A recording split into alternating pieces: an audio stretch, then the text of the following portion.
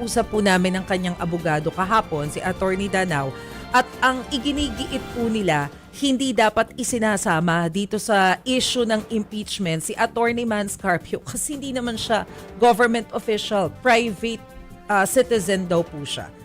Your comment on that, sir? Maricel, that's parang tawag dyan, that's a policy. Hindi lang ordinary tao yung si Attorney Mans Carpio. He happened to be husband. Kayo husband ng Vice President. Tsaka hindi lang yan. No? May mga joint filing ng SALN yung dalawa. Kaya naging relevant. Yung participation ni Attorney Carpio. So mali yung argument na he is a private individual. No.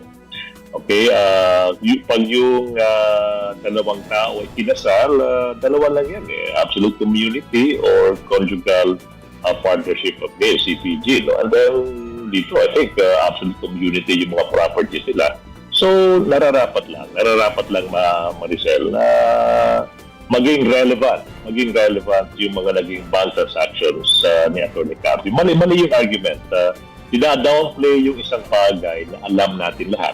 That he is legally married to the Vice President who is facing yung impeachment case before the Committee on Justice. Maricel.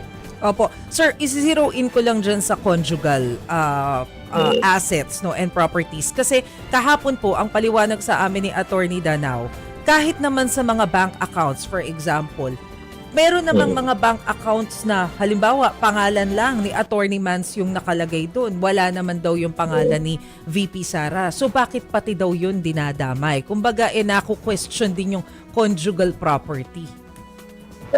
Maricel, these things are speculative. Wala pa namang sinasabi na individual accounts or joint accounts.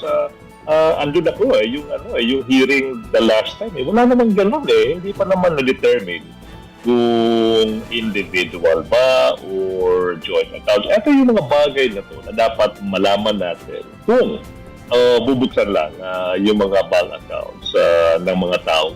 So, speculative at this point yung bagay na yan, Maricel. So, I ulitin ko, it's a misconception that nasasama yung isang private individual. No. Isa pong taong legally married to an impeachable offense sa si Attorney Carpio, Maricel.